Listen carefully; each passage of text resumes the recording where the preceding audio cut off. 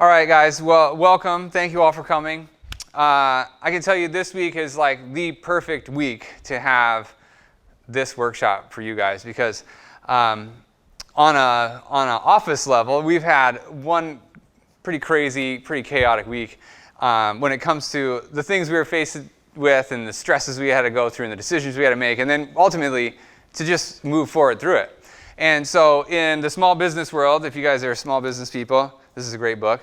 They call this whitewater, right? This is either the forced or unforced turbulence that comes along with change, right? And when we're faced with that whitewater or that turbulence, we get to decide whether or not we're going to essentially push through it to the other side, right?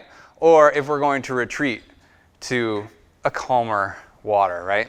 And so when we're faced with that, obviously we made the decision, we're going to force through this, and we have the tools, we have the ability to force through this change, to force through this turbulence, and to really get to the other side, which for us is, the name of the book is Predictable Success, is success, right? It is change, it is that new thing. But when we look at this from a brain development standpoint, right, or neurodevelopmental challenges, that next step is growth, that next step is development, that next step is that success of what we need to get done. So, you don't have to be a business owner. You could be a provider. You could be a parent. You could be an administrator to really grasp the concept of that whitewater. And what we want to do today is really give you guys the tools when you're faced with that or your child's faced with that, because we pretty much all have our own version of this whitewater at home, right? Whether it's personal or for our kids that were coming here before, or to learn more from. We really just want to figure out and want to give you guys the tools of what's going on. We want to look inside into brain development, these little tiny windows into the brain, because each time that we have this whitewater, there comes a behavior, right? Whether it's me as an adult business owner or it's your kiddo, there's a behavior. There's something that you do. There's some kind of response that you have, right? That we might view as appropriate or inappropriate, but today we're going to shift that. We're going to say, hey, look, the response or the behavior we have when we're faced with this whitewater is appropriate. It's exactly appropriate for whatever is going on inside that brain. Inside of your brain, inside of your child's brain, is the behavior or the output, the activity is 100% appropriate in that moment because they're just using the tools that they have. Okay, so we want to kind of shift and start to look at these behaviors a little different. I'm going to hopefully teach you guys how to do that, right? And then I also want to give you some strategies and some motivation to actually push through that whitewater. Because really, at the end of the day, today, you're going to have new information, and you're going to say, hey, I'm either going to push through this to the next level, or I'm going to take this information, I'm going to put it in my pocket, and I'm going to use it some other time in my life. Okay? Well, we've been doing this, like I said, 9 years. We've learned a lot as we went through this process, as we've gone through this many, many different times we've gone through this. And a few things. Number one, we understand that every decision you've made up until this point for yourself or your family has been based on the information you had, and it was probably the most appropriate, best decision you possibly could have made at that time.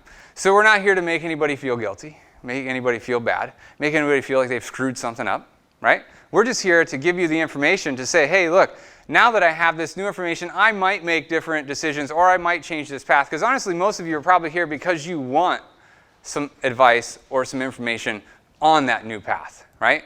So I'm going to try to help you, try to motivate you or inspire you to make that shift. But I don't want you guys to feel bad for anything that we go over that you say, oh man, I've been doing that for however many years. That's not what it's about today, okay? I also understand too, or I want to say that we've done this many times, and each time I'm covering the same kind of information, but our direction we go, kind of our interaction, changes based on how you guys interact and the questions you ask, right? So I really want you to leave with some clarity and your questions answered. So don't be too shy to ask it, or if it comes in your head, there is somebody else in here that's thinking the same thing that probably is just too shy to ask. So make sure you ask your questions. Make sure you leave here with some clarity, because in the end, I don't want to just stand up here and share the information and not have actionable steps for you guys to take, okay? So make sure we leave here with some motivation and some action steps, okay? Fair enough? All right, so first thing I'm going to do is have you watch this.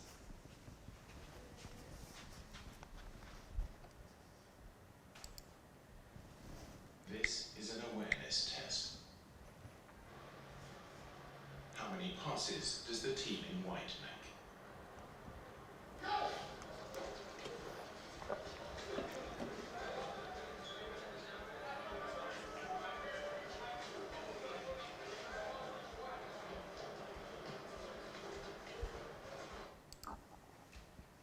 All right. What did you guys get? Anybody? 13. Anybody get anything different? 12. Okay. The answer is 13. Good job. But did you see the moonwalking bear?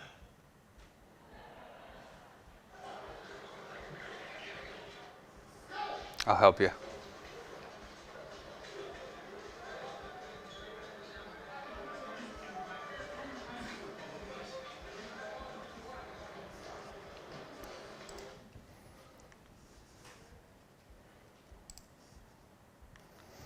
All right, so today is about the information that's probably been in front of you for a long time, but your attention can be easily diverted. It can be easily distracted.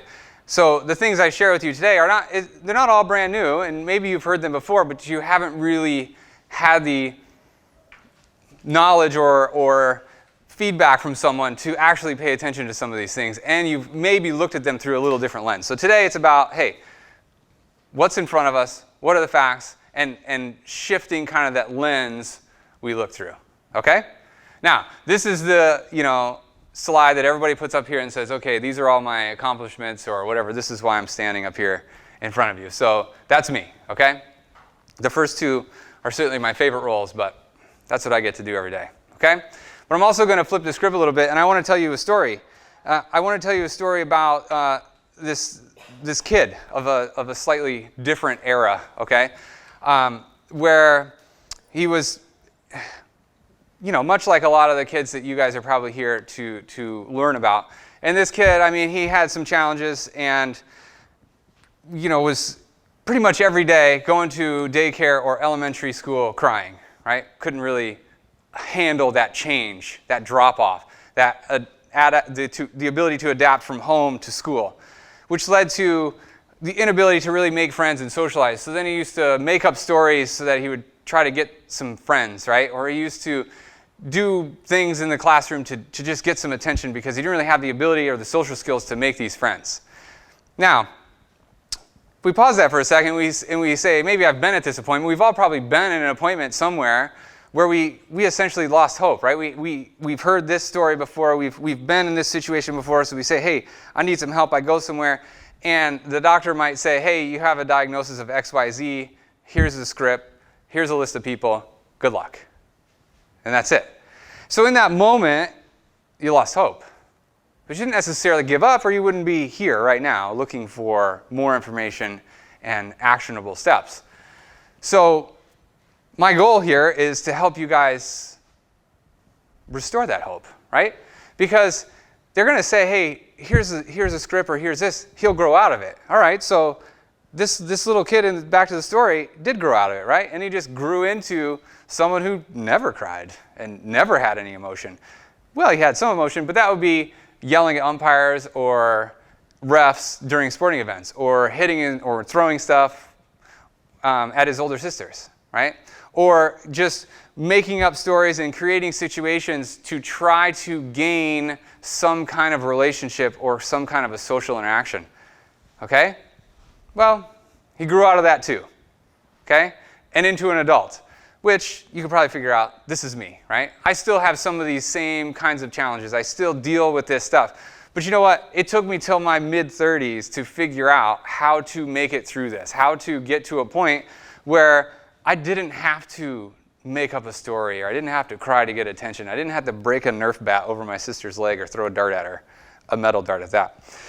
I figured out, hey, look, I now know what each one of these behaviors, I now know what these transitions looks like. I now know what's going on within the brain in myself, which now helps me to help a lot of people, including myself, on weeks like this where I'm faced with probably the worst whitewater we've had in the 9 years we've been open. And we're still able to just, move forward, right? Accept that whitewater and move forward. And honestly, in the small business world, which I don't think is very different from your real life world, they recommend essentially welcoming that white water and encouraging the white water and looking for that white water, because on the other side is always growth and change and development. Okay? All right. Now, I want to say this lightly, gently. I really care about 3rd grade, and I really care about 6th grade, and I really care about this kid in this story that I told you being successful in elementary school, okay? But what I would really love today is if we can get to a point where you don't have to wait till you're in your mid-30s. I'm 40 now, but I figured it out a couple years ago. Don't have to wait till your mid-30s to really figure out how do you even deal with this challenge? How do you deal with the challenges of life? How do you adapt? And what are all those events that happened along the way, or all those events you're seeing in the day-to-day, what do they mean, and how can we constructively respond to them? Okay? So the first thing I want to bring you to is the first step is awareness. Now, not awareness that neurodivergent or neurodevelopmental challenges exist, right? We all kind of know ADHD is a thing. We all know autism is a thing, right? We all know anxiety is a reality in many people's lives every single day. I want to really give you awareness of what we're going to do about it, what it really is, what it looks like, right? And then what can we do moving forward to have a plan. Okay? So I'm going to give you some answers. Probably some answers you came here like, oh man, and maybe you didn't, but when I go to a workshop or I go to an event, I try to go in with my big question, right? Like, what do I actually want to gain from going to this event, okay? So I hope we answer that for you. If not, please do ask, okay? And then you'll probably have a couple more come up as we go through, because I'm going to be sharing information with you that might be your moonwalking bear. It might have been right in front of you this entire time. You just didn't even know it was there, okay? And then by the end of it, I want you, like I said a bunch of times already, I want you to be able to leave with some actionable steps, okay? Sound good? Everybody's good? All right. So we got to figure out, if we're gonna see, hey, where do we go? We got to say, all right, well, how did we get here? So are you guys familiar with the term epigenetics? You guys heard this before? No? So epigenetics, genetics, you can cut off the epi part and say genetics, that's our family tree, right?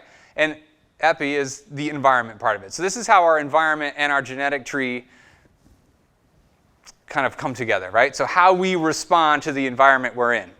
Now, most of us, you could say, we can blame our parents for a lot of stuff. We can say, hey, well, my dad had it, his dad had it, my uncle had it, and, everybody's had it in my family, so I'm going to have it, right? Well, that's somewhat true to a certain extent, because, especially here in the Midwest, we tend to do exactly what our parents did, right? So we live in the same town, we're around the same environment, we pretty much eat the same foods that our parents taught us to cook and eat, right?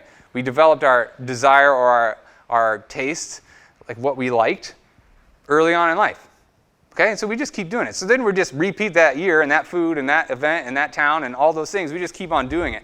Unless there is some kind of a white water in there or some kind of turbulence that we force into our day that says, hey, we're going to change.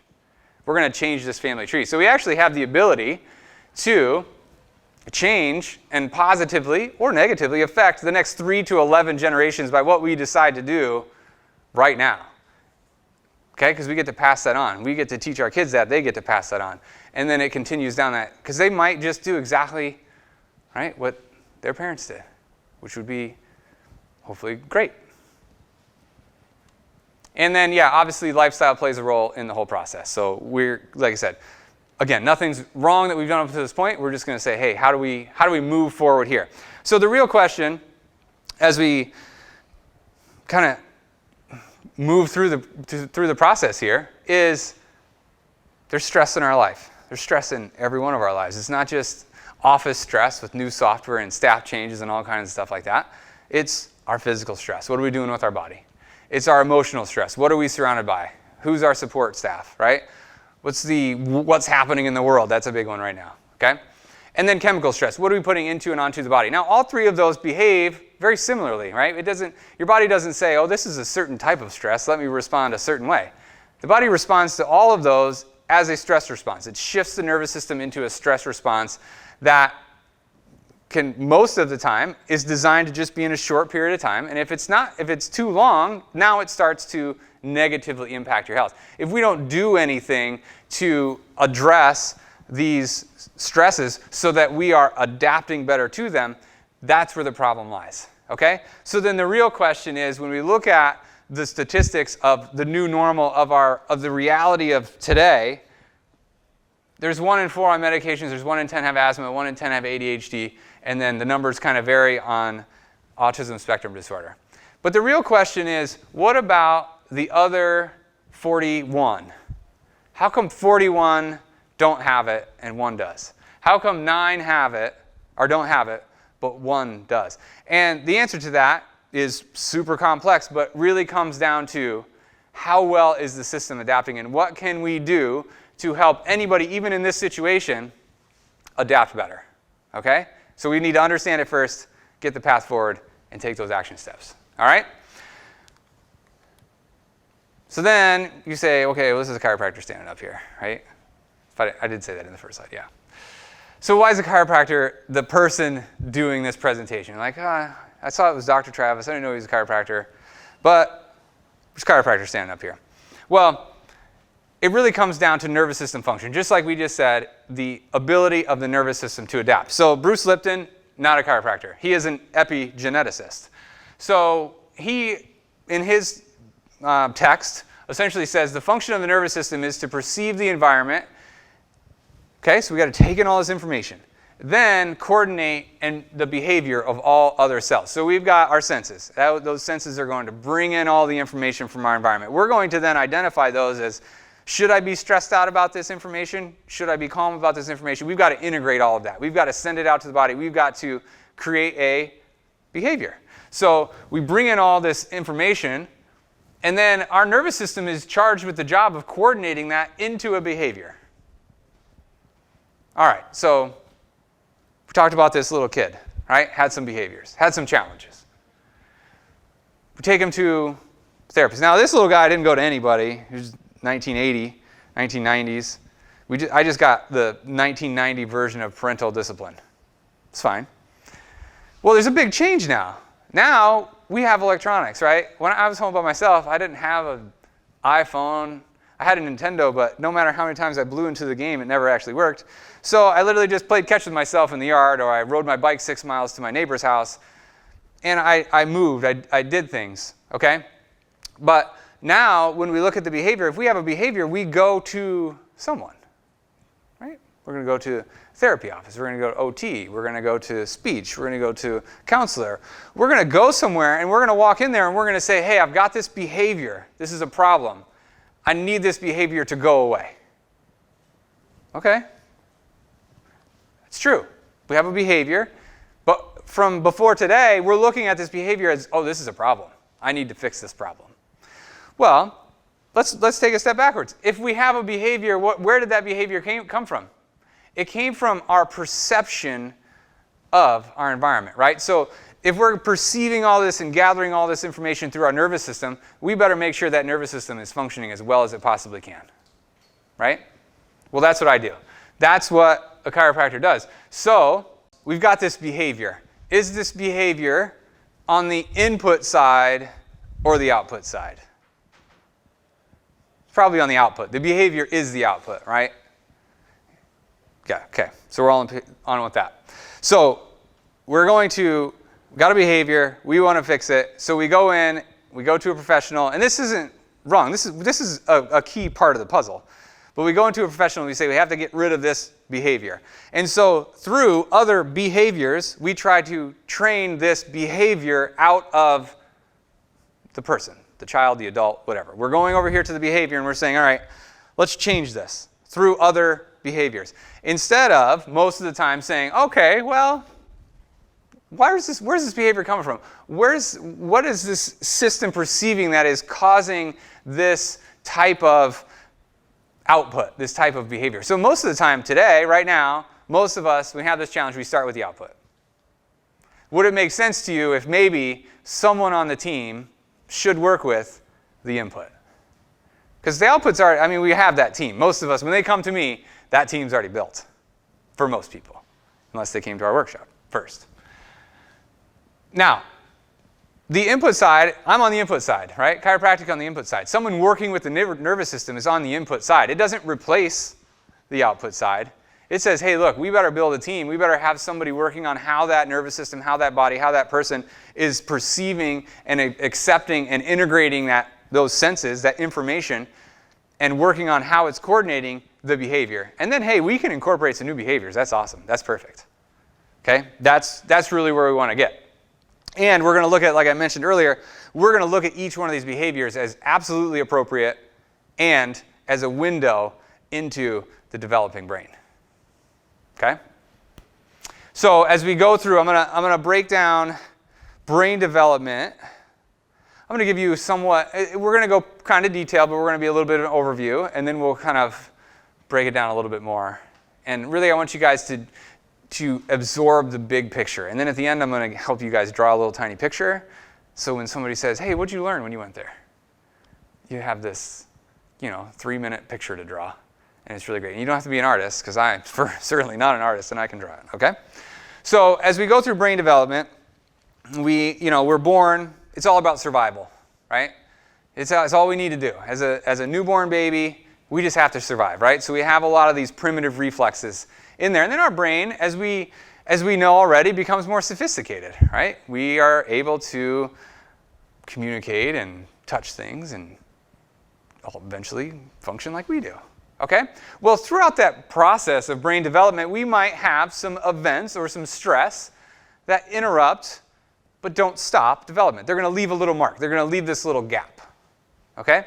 Now, it's not going to, most of the time, it's not going to be something that's super, super obvious. It's just something that happens, and it just leaves this little mark in the nervous system. Okay? Now, later that's going to be brought out by something called a deflection, but it leaves this little mark, kind of like a marker, just leaves a sign. And we just continue on through development. Well, and then at some point in some of our lives, and every day for us, for sure, you guys will understand this by the end, but every day for your kiddo, we're forced into a situation of whitewater. We're forced into a situation where we have to choose to adapt or retreat. Right? Well, when that capacity to adapt is exceeded by the demand placed on us, if the demand of our day, it surpasses our ability to actually respond to that, we don't really have a choice. And if we don't have the tools, we can't push through to better adaptation. We can only recede to that calm water. We can only move to something that's actually going to control the situation. Okay? Now, what's that usually like? If I want to have control of a situation, do I have really good behavior or do I have a really not so good behavior by today's, by just general description? What do you think? Good or bad? Bad, right? I knew at a very early age that if I threw a shoe across the table at my sister, I knew exactly what the response was going to be. I didn't know what the response was going to be if I was nice to her, because that's just how we are. We don't always reinforce the positive things. We tend to have a reaction to the negative. And I'm not telling you not to have a reaction to your son hitting your daughter in the face with a shoe. You probably should. But I needed to be in control of that situation. So the demand exceeded my ability to respond to it. I shifted and I said, now I can control this. Okay? So this is my wonderful drawing. I even YouTubed how to draw a brain. I think it's pretty good. So we start out with primitive reflexes. That is, if I rubbed a baby newborn's cheek, what are they going to try to do? Latch, right? If I rubbed your cheek, you're not going to. Right? Because our brain becomes more sophisticated. So then it moves on from primitive reflexes, which is just all about survival, and sometime by the end of that year, we should be able to move and touch things. Now, the number one place we're going to touch things, we have most sensation early on in our mouth, so we're going to put everything in our mouth. So we want to look at this two levels. You either have, I have 3 kids, one of them didn't put anything in her mouth. Okay? Well, you think it's great, right? On the surface, you're like, man, this is awesome. I don't ever have to take anything from her. She's never put anything in her mouth. Well, that's a gap in development. That's a deflection. That's telling us something where we're missing some of that things, some of that sensation, some of that sensory integration. She's not searching for that feedback. And then my son, literally put everything in there and climbed on top of everything we own. So everybody's a little bit different, but it leaves this little gap, this little mark, right? Which at the time going through, I didn't know there was a deflection or a gap in development. It's just now I've learned, right? Now, beyond movement and touch, we start to do a little bit more sounds, right? And we start to have some kind of a ability to identify things and communicate with people. And it might not be words, it might just be sounds, right? And then at some point, we're going to have some motor skills kind of develop in between these two phases. And then ultimately, we're going to get to the point where we have visual cognition and we can use our whole brain. Now, the hallmark of visual cognition is to be able to see the past and predict the future. Okay? So I know now, based on past events, right?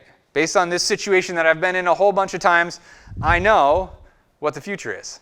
Okay, but I also, being able to use my whole brain, based on just life experiences, I can anticipate what a new situation might be like. Okay? Well, many of us can't do that. Especially when if our demand exceeds our ability to adapt or respond positively to it, we can't see the future. We can't predict what comes next.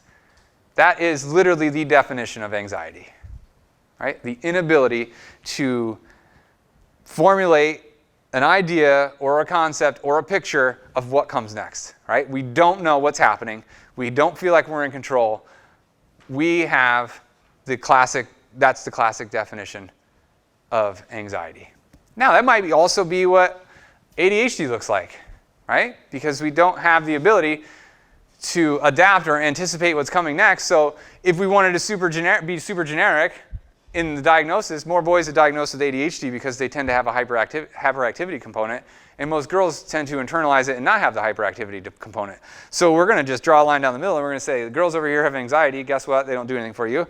Boys over here, they have ADHD. Now they get an IEP and a 504 and medication, and these guys get some attention. And these guys over here don't get any attention, and they just continue to internalize it. Well, it's not just boys and girls, but classically, that's kind of what happens. And so you get these nice young ladies that go through all of school, and then they're pushed out into the world, and they're like, oh crap, I don't even know how to do this. I don't know how to adapt to the stress in my day. I don't have any strategies to understand what's coming next, right? My nervous system is too challenged, okay? So that's brain development, and what happens, like I said, is we're going to recede down. We're going to simplify our world. So for me, I told you guys movement was my thing, right? I had to move around, go outside and play catch with myself, go for a run. I still do this. I still go. If I rearrange the office when I'm stressed out, the girls come into the office and they're like, oh no, office is rearranged. Dr. Travis is stressed, right? Or I'll go to the gym or I'll work. But the thing is, I have strategies. So that's what I want you guys to, we're going to look at these behaviors. We're going to say, what happens in this moment? What is this telling me about brain development? And instead of responding and saying, darn it, I have to fix this, I'm going to say, oh, we're having some trouble adapting. How can I help with the adaptation? How can I help that nervous system adapt better? How can I give them the tools that they need? Because like I said, I care about third grade. I care about sixth grade. I really do.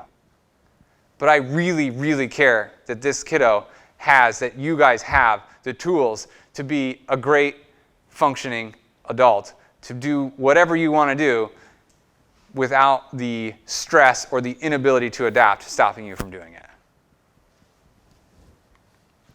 All right, so now we're going to dive into a little bit more of the science. So when our body loses its ability to adapt, we go through a little cascade of processes. Now, there's a whole bunch of weird words up there that you don't need to know. Just understand the process, okay? The concept. First thing that happens, we have lack of movement in the body, altered movement. It's called dyskinesia. Think about like a rusty hinge. Door still works, makes a little noise, doesn't work so well, okay? Now, in the body, if we lose movement, the next thing that happens is it alters the communication between the brain and the body. All right? So now that perception of our environment, that information that's coming into the brain, is altered as it communicates to the body. Okay? Now, that's a problem, right? You would think if your body's not getting all the messages, we might have some sort of a challenge. Okay? Well, the next step is then, yes, altered function. So maybe something in the body isn't working correctly. Maybe the organs aren't working correctly. Maybe we're constipated. Maybe we're refluxy. Maybe we're crying all the time. There's something that isn't functioning well in our body. And if it's around long enough, then we have dyskinesis, which is the symptom. Okay? So if we come in and we like, hey, I've got this baby that's refluxy, or I've got this adult that has some tension headaches, that is the symptom. Now we're 4 steps in at that point, right? We've had this long enough to where 4 different fancy D words have happened in the nervous system. So we've lost the movement, lost the communication, the function's altered, we have the symptom. Great. So we have someone who has bad behavior. They're in the classroom. What's the first thing we take away from them? Recess. That sounds like a great idea. So if their body is already not moving well, our body is actually getting up and forcing movement because the body is telling it has to move more so it can override the problems that are happening. We're taking movement away. Well, let's look at where this potentially might start. This lack of movement, this dyskinesia, according to this study done in the 1980s, so this is your potentially first moonwalking bear of the day. We have this study done where this medical doctor examined 1,000 infants, okay? And he found that more than 80% of them had some kind of interference to their neurological and immune function, and then further went on to recommend that their nervous system be evaluated essentially by a chiropractor, okay? Because they're really the only people that are going to measure that function. Okay? So this was 1980s. But how many people have heard of it? Nobody, right? Because this isn't what we're told every day. This isn't how we tend to approach it. So we lost the movement. Now we're going to get an error in messaging. So that's increased noise to the brain. Okay, I just had this conversation with a parent yesterday.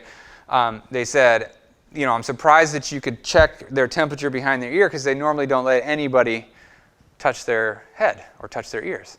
Now, has anybody had a family member with hearing aids before where or have them yourself, is where you move your hands closer, they start to scream? Have you guys seen this before? So if you were to do this to someone with hearing aids, that's not very nice. But what you're going to hear is it's going to be this high-pitched scream. That's how my grandpa used to check and see if they were in his ears, because he'd just do this, and then he'd do this, right? Well, that's exactly when there's too much noise, too much activity, we have lack of movement, specifically here in the upper neck, we're going to have a bunch of noise in the system. And so any other loud noise that we don't control, we're not going to like. We might be a sensory avoider at that point, right? There's really 2 types of kids that walk into this room. You're either going to walk in here and drag your hand all the way down the wall, or you're going to kind of sit in the corner and not touch anything, right? Neither one of those are wrong behaviors. It's just a window into what's going on. But most of the time, it's increased noise. And then movement overrides that noise. So just like I said, when we have too much noise and we need to calm down, we get up, we move around, we might throw something in the classroom, we might talk. I chewed my teeth imprints into pencils, shake my leg, do those things. We didn't have fidgets then, right? So thankfully the teachers let me do it, but that's not really how it works anymore. And the biggest component of this is something called the vagus nerve. Have you guys heard of the vagus nerve before, besides you Palmer students that are in here? So the vagus nerve is incredibly important. It is the calming part of the nervous system. It is what we call the proverbial brake pedal. It's a cranial nerve. It comes from your brain, goes all the way down to your digestive tract, goes all the way back up. So it pretty much encompasses all of our function, okay? But mostly on the calm side. And so it's the most affected when it comes to disafferentation, because it doesn't really have a lot to do with that fight or flight survival infantile reflex function of the body. It has more to do with digestion, sleep, comfort, mood control. When we see a behavior problem, it's usually one of those, right? It's not on the stress side, typically. So then that leads to the automatic parts of the body not functioning as well as we'd love them to, right? And so we end up with immune dysfunction, digestive discomfort, and the longer we stay there, the body will rewire itself to support exactly that. If we're having bad digestion and we're there for a long time, our nervous system is just continuing to fire and grow and develop further bad digestion. Okay? Not because it wants to, that's just what it thinks is normal. That's what the input and the communication and the coordination of that information is telling the body to do. Okay? So we need to figure out a way that we can then reverse this starting from here. Because almost nobody comes into my office and be like, hey, I think I got some dyskinesia. Think we can work on that? They come in with a problem, right? They come in with the symptom. They come in telling me about the deflection, right? They come in saying, hey, look, when this happens, my kiddo does this, right? And that's that behavior. That's that deflection. That's that tiny window into what the brain is doing. Now, hey, we can measure this. Okay, you guys can tell me what's going on at home, but I actually have the ability through technology to measure what the output of the system is. Okay, so we have these 3 technologies in the office. Heart rate variability has been used by healthcare professionals for decades. Okay, that measures your pulse, and it varies literally exactly what it says. The variability of your heart rate. Now, we do it over a 3-minute window. If you were going to participate in a research study, it's going to be a 5-minute window. But if your heart beats 60 times, 60 beats per minute, it's not like 1, 1,000, 2, 1,000, 3, 1,000. Each one of those beats is different. And the more it varies, the healthier your nervous system is. The more balanced your nervous system is, the more balanced you are between stress and calm. Okay? Then we have surface EMG, which is really the hallmark of a lot of this, which measures what's the electricity coming out of the body, right? What's that energy coming out? And then the last one, thermal, says, okay, now I know there's a stress response challenge. Let me find where it is. It tells me where there's temperature differences along the spine, which really gives me an idea of where there might be some stress hanging out in the system. Okay? So from our side, from our standpoint, from the chiropractor standpoint, we're going to say, okay, how can I gather some information? Where can I identify that we have an input perception problem, and where can I help to release that or to restore that optimal communication? Okay? Remember, number 2 was improper communication. So I'm going to take this information that you come into me with a symptom, and I'm going to say, okay, now how can I find the miscommunication? Because if I can find the miscommunication, really darn close to that is probably going to be the lack of movement. Okay? All right, so I put this slide back up here because you probably know this answer now, right? We need to start, or at least have somewhere in the team on the input side. Okay? Make sense? Everybody's on that now? And we're going to start with, if we didn't already start with it, we're going to at least incorporate that. But, hey, look, you might have people that aren't here that might be dealing with some of these challenges, really trying to figure out some stuff early on. You might say, hey, look, maybe we should start with the input. Maybe these little behaviors are tiny windows into what's exactly happening inside that brain. Because those aren't mistakes. Those aren't bad. That's literally exactly what's happening.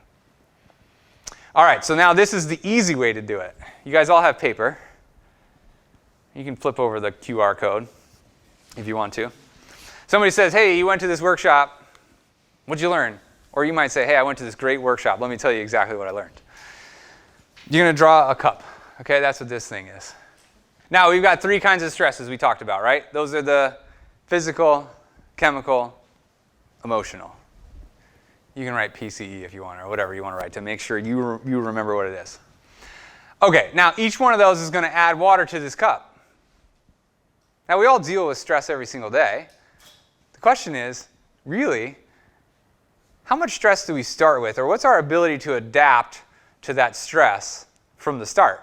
Okay? If we're starting our day with the cup already all the way up here, it's going to overflow pretty quickly.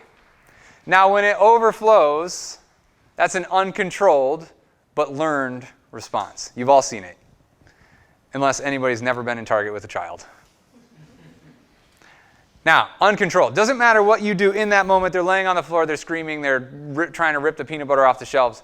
It doesn't matter what you do in that moment. If you spank them, yell at them, don't say anything, walk to the next aisle, ignore them, act like it's not your kid. Doesn't matter, because nothing is going to happen outside of the cup. So right here, you just got to weather the storm. You got to weather the whitewater and say, okay, what can I learn about this behavior? What is this behavior telling me? What's on the other side of this window? eventually it's going to stop when they dump enough water out that they can adapt, that they can handle more. Okay? Now, when we're inside the cup is when we learn new behaviors and learn new strategies. Inside, my job is to increase the amount of space inside the cup. All those other people that are working on output, their job, their role, is to teach the strategies, is to teach the mechanisms, is to teach the things, the movements, the activities, right? The things that you get to talk to your kids about, like maybe making a social story or prepping them the calendar, right? Or helping them with, taking a bunch of pictures somewhere you're going to go or downloading the pictures online and say, this is where we're going to go. So we're going to increase prediction. We're going to help them to say, okay, when I know your brain's about to be overwhelmed, but on the other side of that, this is what we're going to do. So it helps them to see the future. So when they reach that overwhelm point, they don't retreat back to the deflection.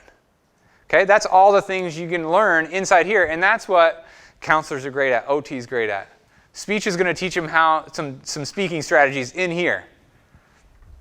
Okay? But out here, it's a learned response. So it did come from somewhere. Right? Came from TV, came from a friend, came from a parent, came from someone they saw, came from a classmate. It doesn't matter where it came from. They learned it. Well, the great news is when they learn that, they can learn something else. So we could learn an appropriate response. We could rearrange an entire office. We could go for a run. We could listen to Metallica really, really loud. We could do any of those things, right? That's just the strategies that I developed. So we just help them, and none of those are destructive in any way. Okay? But my job, like I said, that blue arrow down, we want to see how low, how great can we get that adaptability. And a lot of that's measured through that technology that we measured, or that I talked about in the last slide. Okay? But if you're going to draw this, you're going to say, hey, look, we've got this cup. This cup represents how much capacity I have to adapt to stress. When this cup overflows, there's a response. Doesn't matter what I do in this response, because the cup is overflowing, we've reached beyond the state beyond our ability to adapt. So we just need to spill a little water out of the cup. Then we're going to work on our nervous system to make sure we have a increased or greater capacity to adapt. Okay? And then we're going to put the rest of the people on the team, if they aren't already there, to make sure we're learning those strategies. Okay? The rest of the team, oh wait, first before I tell you about the rest of the team. Disclaimer slide. Hey, look, we don't treat anything. Right? If you come to me with a challenge, I'm not looking to cure anything. We're not curing or treating autism, ADHD, sensory processing disorder, back pain, headaches, any of that stuff. Our goal is to measure the function of the body and say, hey, look, how good can we get this system to function? If this system is literally the controller of everything in our life, how good can we get it to work? Okay? I want you to leave and say, well, that guy said he could cure something. No. Our goal is to restore the ability and the capacity of the body to adapt as well as it was designed to do it from the start. All right. So, figured out the problem, right? Let's figure out some action steps. I don't love the word normal, so we're going to use the word optimal anytime you're working with us, right? Everybody's got their own normal. So we're going to use the word optimal because a textbook we've learned definitely over the years really doesn't apply to most cases, okay? And we're going to shift this from today forward. Oh man, I've got 3 kids. 20, 10, almost 8. Man, they do some stuff that really drives me nuts sometimes, right? Sometimes I get mad. But we take that step back and we say, what's this telling me in this moment? So you're still going to have that moment where your own cup overflows. Then you're going to figure out what did you learn from it. Then you're going to look back at the situation and say, man, I can apply the same thing to my kiddo. Okay? So we talked about this, improve the ability and capacity to adapt to stress, improve the efficiency of that response. So it doesn't completely wipe us out. Okay? It doesn't completely ruin our day to adapt to going to daycare, to going to Target, to, oh man, I was going to go to the baseball game and I got rained out. Now what do I do? Because I'd planned for that baseball game. Now my system has to adapt. And then improve parasympathetic tone. So parasympathetic, I put the word up there just so you can see it. We call it the brake pedal. That's the calm response of the body. So if you guys are digging into this stuff, researching it, look, I've got 2 great books you guys can look into, and I'll leave them up here so you can look at them after. The Whole Brain Child and The Reason I Jump are really great books for this. The Whole Brain Child even has a workbook to help with parenting ideas. And then you got to build a team. So obviously I think a chiropractor is absolutely essential. That knows what the heck we just talked about, right? That knows how can we measure this, how can we work, how can we build a strategy to work on the input side of things.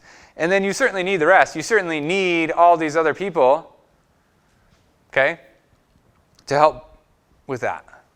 Now, there's another thing on here. There's Nutrition Prep School.